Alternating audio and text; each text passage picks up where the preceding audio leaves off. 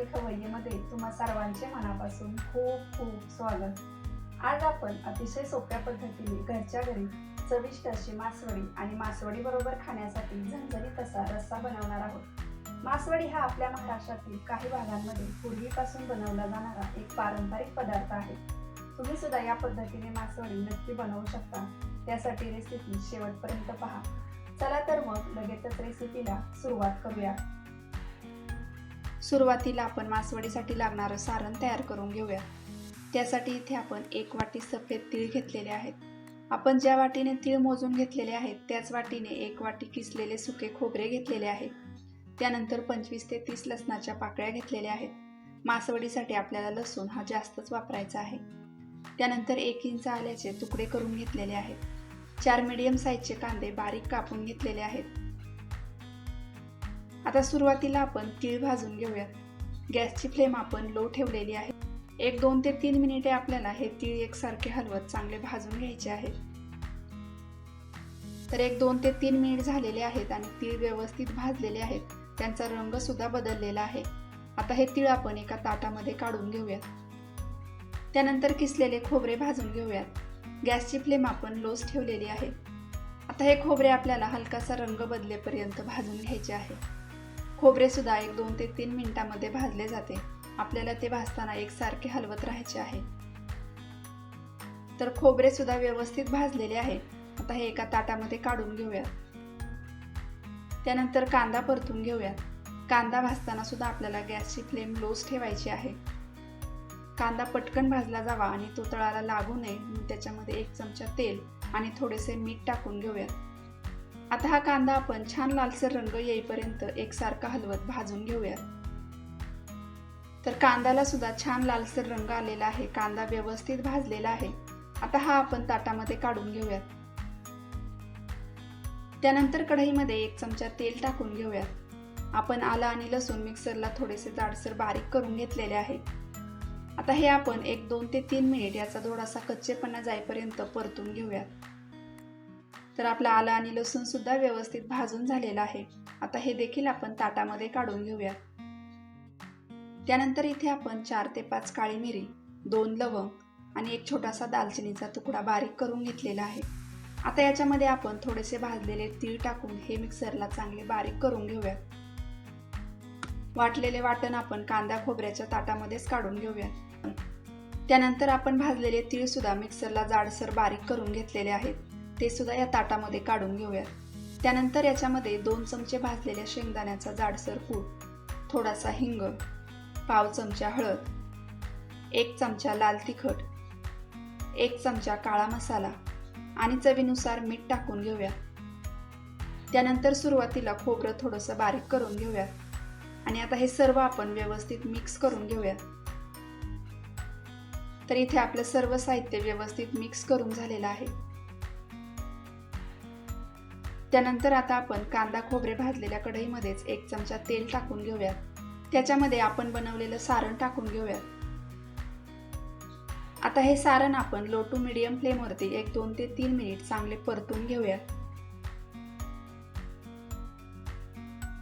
त्यानंतर त्याच्यामध्ये थोडीशी कापलेली कोथिंबीर टाकून घेऊयात। कोथिंबीर व्यवस्थित मिक्स करून घेऊयात। तर इथे आपले मासवडीसाठी लागणारे सारण तयार झालेले आहे। आता आपण मासवडीच्या वरच्या आवरणासाठी बेसन पीठ शिजवून घेऊयात। त्यासाठी पातेल्यामध्ये 2 चमचे तेल टाकून घेऊयात। त्यामध्ये अर्धा चमचा जिरे, पाव चमचा ओवा, थोडासा हिंग, पाव चमचा हळद आणि 1 चमचा लाल तिखट टाकून घेऊयात। या फोडणीमध्ये आपण 2 ग्लास पाणी ओतून घेऊयात। त्याच्यामध्ये चवीनुसार मीठ टाकूयात आणि पाण्याला एक चांगली उकळी येऊन देऊयात।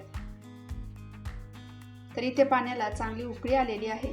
आता आपण गॅस लो करूयात आणि याच्यामध्ये थोडे थोडे बेसन पीठ सोडून घेऊयात। बेसन पीठ आपल्याला गुठळ्या होऊ न देता व्यवस्थित मिक्स करून घ्यायचे आहे। तर इथे आपण पाण्यामध्ये बसेल एवढे बेसन पीठ सोडून घेतलेले आहे।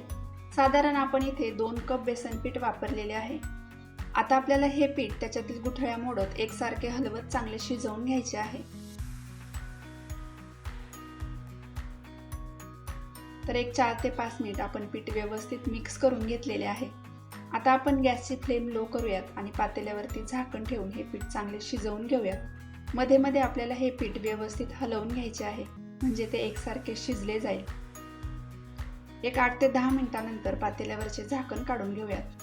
पीठ चांगले व्यवस्थित मिक्स करून घेऊयात. तर इथे तुम्ही पाहू शकता पीठ व्यवस्थित शिजलेले आहे.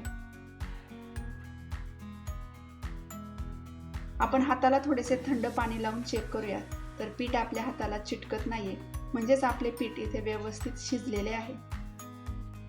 आता आपण मासवडी बनवून घेऊयात. त्यासाठी इथे आपण एक सुती रुमाल पाण्याने ओला करून घेतलेला आहे. त्याच्यावरती आपण थोडंसं पाणी टाकून घेऊयात. त्यानंतर थोडीशी कापलेली कोथिंबीर आणि किसलेले सुके खोबरे टाकून घेऊयात. आता याच्यावरती आपण शिजवून ठेवलेले बेसन पीठ काढून घेऊयात. हाताला थंड पाणी लावून पीठ आपण पातळ थापून घेऊयात. आता या पिठावरती आपण सारण ठेवून घेऊयात. सारण आपल्याला व्यवस्थित दाबून पसरवून घ्यायचे आहे, म्हणजे ते मासवडी बनवताना बाहेर येणार नाही. त्यानंतर या अशा पद्धतीने आपल्याला रुमाल व्यवस्थित पुढे करत करत मासवडी बनवून घ्यायची आहे. मासवडीच्या कडा व्यवस्थित दाबून घेऊयात. हाताला थोडेसे थंड पाणी लावून आपण मासवडीला व्यवस्थित आकार देऊन घेऊयात.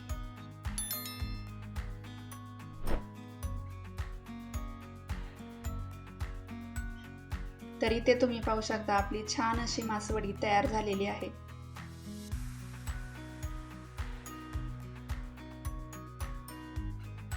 आपण पीठ शिजवलेल्या पातेल्यामध्ये 1-2 ग्लास पाणी गरम होण्यासाठी ठेवूयात.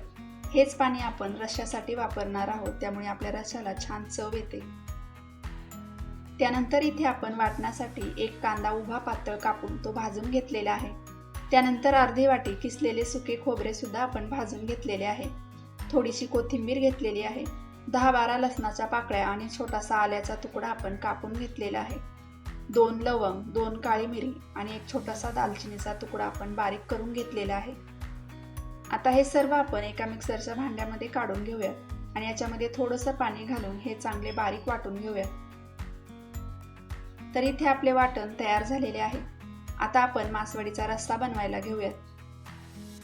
त्यासाठी आपण कढईमध्ये 3 ते 4 चमचे तेल गरम होण्यासाठी ठेवलेले आहे.